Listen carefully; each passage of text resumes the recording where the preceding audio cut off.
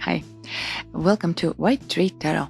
My name is Alex, and as a part of Ethony's 31 Days of Tarot, let me present you my favorite lovers cards. I just made a video about High Priestess, and I tried to use the same approach here. I tend to read lovers depending on how they are portrayed, and I wanted to show you several cards which represent different sides of lovers archetype. And I got carried away. A bit, or a lot. But there is a system to the following madness. Let us start with older Marseille approach, lovers as a choice card, the crossroads card. And I won't even try to describe this better as the author of the deck, Robert M. Place. Oldest version of this allegory is found in Homer's Iliad. Before Achilles went to fight in Troy, he asked the prophet what he should do. She told him if he stayed home, he would marry and have many children, he would be happy. But after he died, his name would be forgotten. This would be a life lived in the soul of appetite, pictured on the card as blonde lady with flowers. The alternative was if he went to fight in Troy, he would die, but his name would be remembered forever. This would be a life lived in the soul of will. On card, it's pictured as a lady with a laurel wreath. As we all have heard of hero Achilles, we know what he chose. So, great card picturing choice and commitment. I'm not sure it was artist's intention, at least it's not mentioned in the guidebook, but that was one of the first things I saw when looking at this card.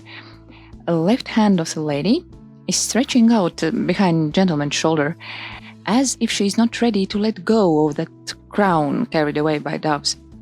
This card is about union, but also determining values and struggling with those choices you made. When I interpret lovers as a choice card, I tend to think of it as a choice without choice. Choosing when you know you are destined to that one choice and other options are merely illusions. Lover's card as a fairy tale, a beautiful dream. Maybe it will not last forever, but right now it feels like a fairy tale from 1001 Nights, like Cinderella's ball. Hiding behind the mask, you finally can be yourself, enjoy the dance of life fully, forget about everything else and just immerse in the moment, in the other person. And who knows, maybe even after the midnight is over, there will be happily ever after. Lovers as finding your other half. One of the most stunningly beautiful depictions of lover's card I've ever seen. Finding the one you can totally trust and open to. She reveals her deepest emotions, instincts she maybe isn't totally in control of. He admits being fragile by showing that house of cards inside him. It's soul connection card, really. And this card comes from one more deck by Robert M. Place. In this deck, majors are depicted as different stages of alchemical work, alchemical process. On this particular card, after the separation of the elements, they are combined again in so-called minor conjunction. That is done to continue the journey toward the goal. I'm not sure I'm explaining it very nicely, but it represents attraction, coming together, partnership, finding the one you fit together, like melting together.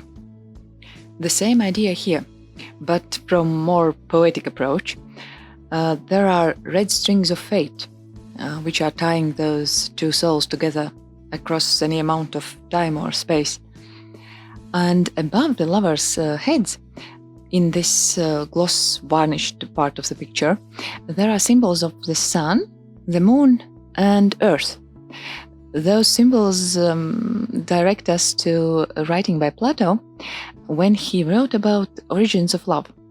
He described humans as having originally been two-headed, four-armed, and four-legged beings. They were powerful enough to threaten the gods. So gods, fearing them, split each human in half, dooming them to forever search for their other half. Who was the person's other half depended on what heavenly body they came from. Man and man pairings descended from the sun, woman and woman pairings from earth, and man and woman pairings from the moon. So this card gives us hope that no matter how long that red string is, you will find your significant other.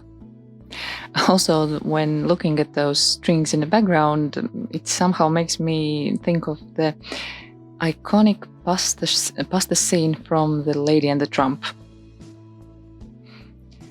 And can I call this a shadow aspect of Lover's card? A walrus and carpenter from Through the Looking Glass story. They are shown in Alice Tarot. A partnership formed for mutual self-interest, maybe even a conspiracy. Those two team up to trick and eat poor little oysters, and they even were also trying to deceive each other. I read this card as toxic relationships, or a partnership where you have to really be aware about other parts' intentions. Alice Tarot has also more classic lovers card, and I leave both of them in the deck. One of the sweetest lovers card I have, it comes from Sparrow Tarot. First date, falling in love, butterflies in stomach go crazy. So such a sweetheart, such a sweet card. Not much comments needed here for this facet of Lover's card. Sensuality, passion, a dangerous passion maybe even, but also, oh, so tempting. Sexuality and all its contradictions. And last, but definitely not least important part of Lovers, loving yourself. Enjoying all the emotions you are going through. Original painting used for this card is called Bliss. So, these were my picks for favorite lovers cards. I hope you enjoyed this. Thank you for watching and have a very nice day.